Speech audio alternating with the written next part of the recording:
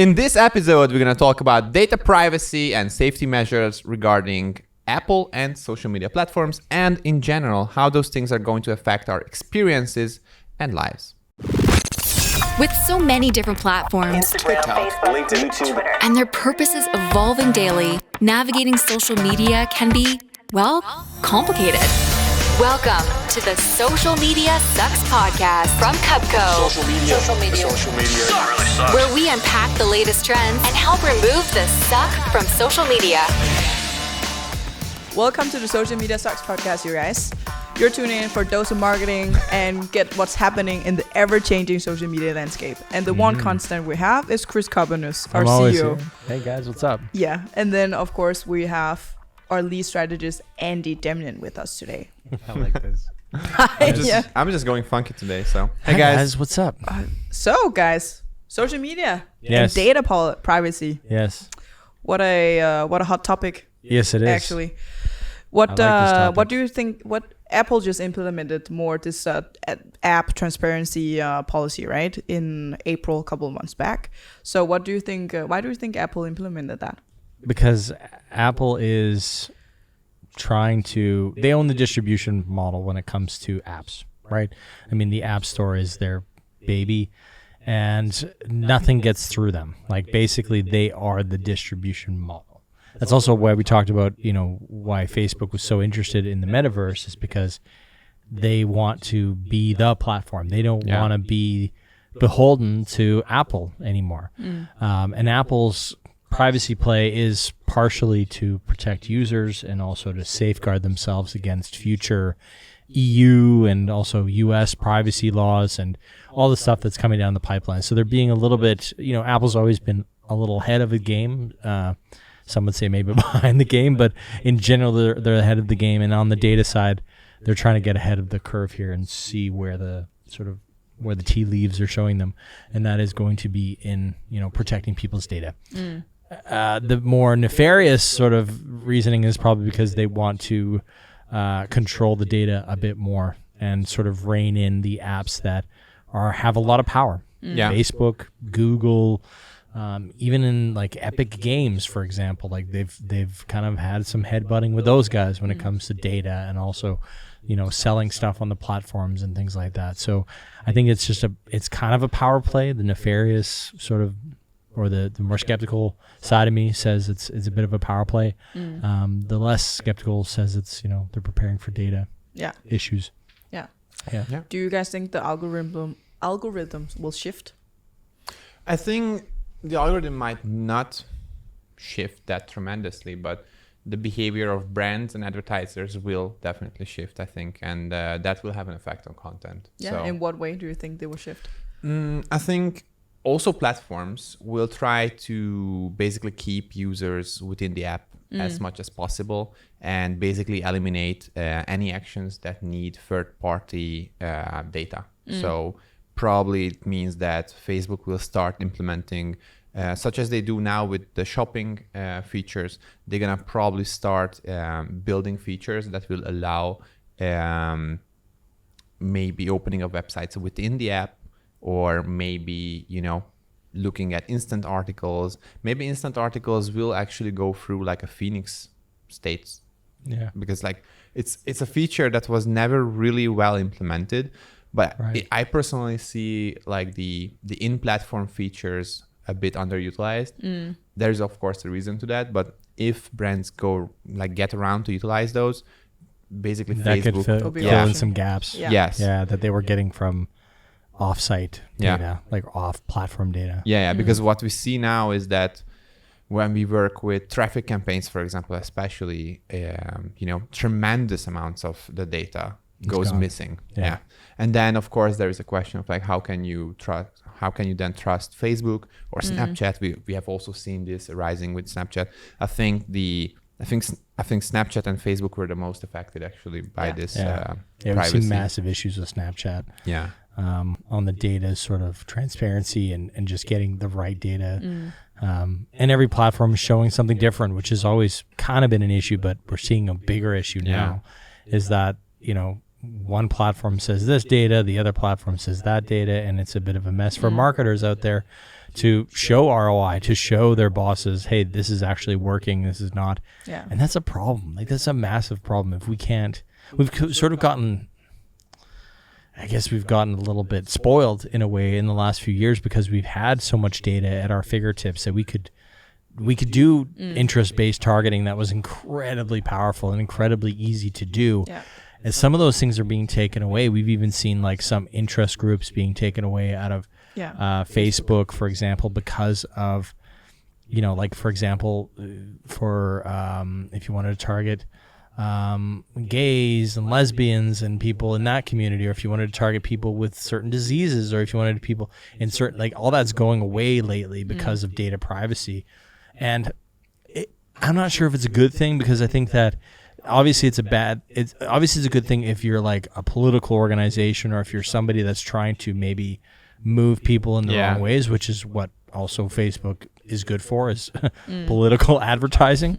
But it's a bad thing if you're a brand, because you're trying to get your products to the right people. Yeah. And I think that without that data, then you're kind of going to everybody or anybody, and it's not going to be effective for the platform. I mean, I think it's also sort of like common knowledge in the advertising industry, especially on like social, for a while, that you need to sort of, add a few twists here and there to your paid advertising strategy. But I think those twists are probably becoming more and more appealing to also brands, and even smaller brands now, where you would actually probably need to go and properly build out that like top of the funnel part of your campaign, because otherwise you will not be able to qualify an audience. You need much more top of funnel stuff to actually even qualify, like you said, to say, is this the right audience? So if you've got an advertising strategy that has a funnel, at least, I think that's a good thing, right? So, but it's also a good thing for the platform in a sense that they're going to make way more money, because you can't just go straight down to the bottom of the funnel and just target everybody. You have to actually start somewhere with a qualification.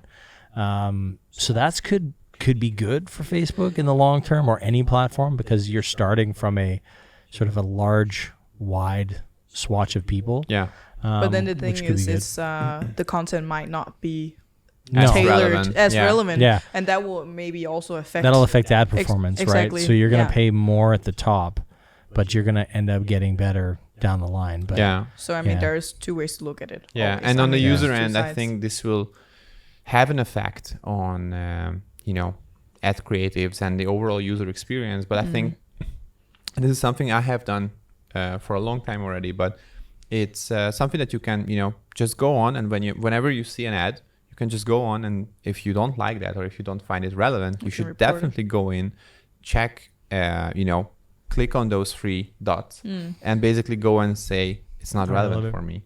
Because the more feedback you can give to the platform, it's just going to improve your overall user experience. So yes, there is one sense which is like, I don't want the platform to know who I am, but you're welcome to use the HTML version of Facebook. But it's also a problem, I think. Like, okay, Facebook is in tons of hot water with their data. True. Like, Amazon is also in huge hot water right now with their data. Like, there was a big report from I think it was Wired actually just did a report on the data issues at Amazon. They're like super loose, and they can see like even parts of the organization that should not have access to customer data have access to customer data, and it's leaking and it's getting out there, and people are seeing like, oh, Jennifer Aniston bought furry handcuffs. And they're selling that data to people, magazines and stuff like that. So that's coming out right now, which is kind of crappy. And I think it's a big discussion that we're going to have in the next 5 to 10 years about our personal data and how much we can opt out of stuff. And we've already seen that. Lots of people are just saying, no, don't track me. Don't do this. I don't want that. I want ad blockers. I want cookie blockers. But in general, like, I never really got like the point. Reason? The reason. Why do you block want to opt out? Yeah.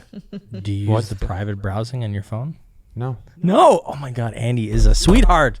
I am Andy. pro cookies. I'm like, pro guys, cookies. Yeah, that's the thing. The cookie policy, guys. Speaking of data and everything, what do you now? I mean, there's a lot of platforms that integrates these new cookie policies, and that will definitely affect targeting. What's your experience in that area? How will it affect retargeting and tracking and? Well, there's not gonna be like Yeah. Unless you very accept it. negatively. the name the word retargeting will cease to Disappear, exist in yeah. our lexicon of advertising terms, because we just won't be able to do it. Like Yeah. there won't be transfer of that data. It'd be like, who are you retargeting? You can schedule, you could like, sequence will become a big sort of term, I think, but retargeting will become less and less of a term. I'm a big fan of like ad sequencing already. I think Yeah. it's the best way to tell a cohesive story. I totally agree. But the thing is, there's a lot of brands who, when they build their platforms, then try to think of the UX and then make it in a way where people actually accept the cookies or place it or Yeah, that's also make true. restrictions, right? So you have to accept the cookies if you want to proceed. It's also like I see so many cases where it's like the cookies are just like this like small pop-up window without any meaning, and on the contra side, I see brands actually making this into a thing like, please allow cookies because we're gonna use them to optimize this and this, which will ultimately be in your favor. Yeah. And that's when users can really understand like, like maybe I should click okay. Yeah. Do you ever say no? Yeah, sometimes when I'm like on a website that I really hate, I'm just like, Why would you be on a website you really hate? I don't know, What website governmental things and things like that. It's like, Okay. yeah, You're sticking it to the man. yeah. Like really, I'm like pro cookies, but if you're a brand I don't like and I have to deal with you in any way possible, I will always opt out of cookies just because I hate you. Okay. Don't want to be on Andy's naughty list. Yeah, I'm very petty that way, I think. Yeah. Ending on a high note, data and metaverse. How do you think this new data policy thing will fit into the upcoming? It will not Metaverse. fit into the metaverse. We're getting to a place where you'll have more control of your data. We know this. Like, we can see this. You'll have a data profile. You can decide. You already do have a data profile. You can decide where it goes and how it's used. I think that when we talked about super apps on a couple episodes ago, all of the shopping that you're going to do, all the life things you're going to do within the metaverse will just stick in there and will be used to target you with advertising, target you with products, target you. Where it gets interesting is if it's outside of the metaverse. I think that's where things will not work, because you'll basically just you won't be hit with anything that's It's like when you are driving the highway and you keep on seeing ads that were just not meant for you.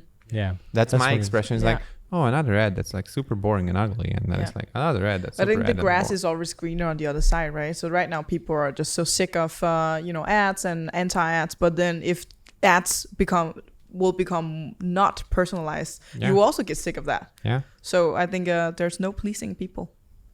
Yeah, consumers are definitely like, I don't know what I want, but give Not it this, to me you always know what you now, don't want. and I want it. It's Okay, like- thank you guys for sharing your thoughts. So we can conclude that this data privacy restrictions will definitely affect marketers and social media managers in tracking and retargeting. Maybe that will not be a term anymore soon, according to Chris. It's gone. Hang in Sorry, there, I'm guys. never gonna say it again. Yeah.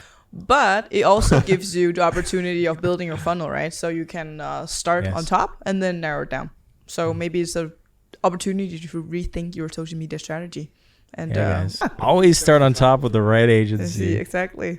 That's where you get the first, right? Yes. Yes. So thank you guys for listening, and tune in for the next one. Please subscribe, like. You can't dislike anymore, and Yes, you can. You can dislike. Leave your feedback. We Can just you? nobody can see it. Oh, okay. So That's what? also true. Okay. Yeah. But if nobody can see it, that means that you never did it. No, we That's can the see story that they did. policy.